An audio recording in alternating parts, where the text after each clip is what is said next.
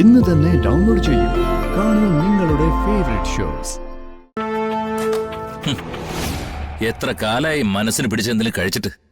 Thanks ഡോ.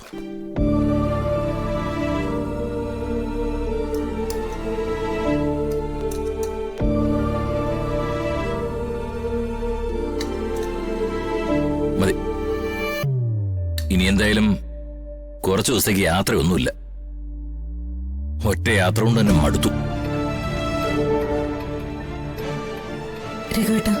എന്താ എന്താ രഘുവേട്ട ഇപ്പൊ നടക്കുന്നേ?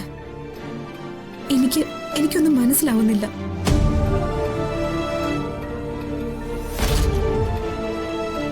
ഈ കുടുംബത്തോട് അവൻ എന്തുമാത്രം ദ്രോഹങ്ങൾ ചെയ്തതാണെന്ന് രഘുവേട്ടനും അറിയാവുന്നതല്ല. എന്നിട്ട് ഇത്രയും കാലം ഇവിടെ ഇല്ലാതിരുന്ന രഘുവേട്ടൻ പാടത്ത് വെച്ച് ഞങ്ങളെയൊക്കെ കണ്ടിട്ട് ഒരു വാക്ക് പോലും മിണ്ടാതെ അവന്റെ കൂടെ കയറിപ്പോയി.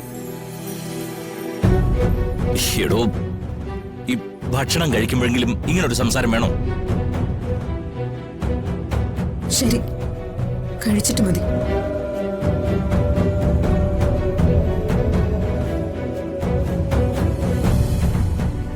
ഈ കുടുംബത്തിനെയും ഹരിയെയും എല്ലാവരെയും അവൻ ട്രാപ്പ് ചെയ്തതാ. അതുപോലെ രഘുവേട്ടനെയും അവനെന്തെങ്കിലും കുരുക്കിൽ ചാടിച്ചോന്നാ എനിക്കറിയേണ്ടത്.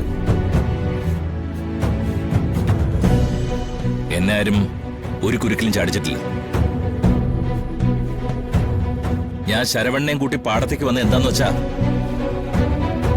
നമ്മുടെ എല്ലാവരുടെ ആഗ്രഹം സത്യം ചെയ്യിക്കണമെന്നാണല്ലോ. അപ്പൊ പിന്നെ വെറുതെ എന്തിനാ ആവശ്യമില്ലാത്ത ഇഷ്യൂ?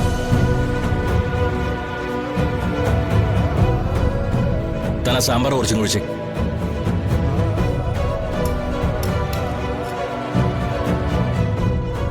മതി മതി.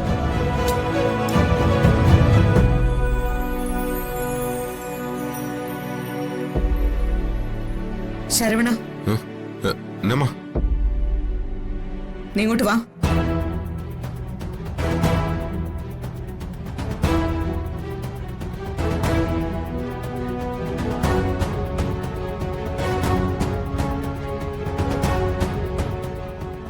എന്നമ്മ,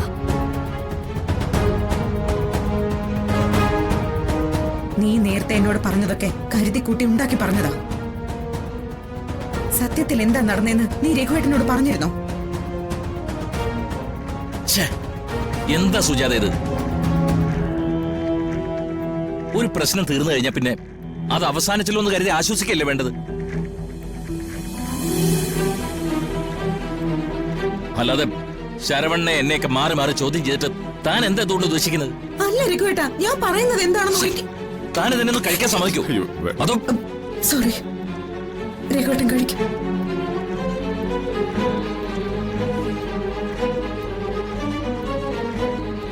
ശരവണ, സുജാതയ്ക്ക് എന്തോ ഇപ്പം ടെൻഷൻ കൂടുതല. വേണ്ടപ്പെട്ടവരുടെ കാര്യമാകുമ്പോ അത് കുറച്ച് കൂടും. നീ പൊയ്ക്കോ. ശരിയാ.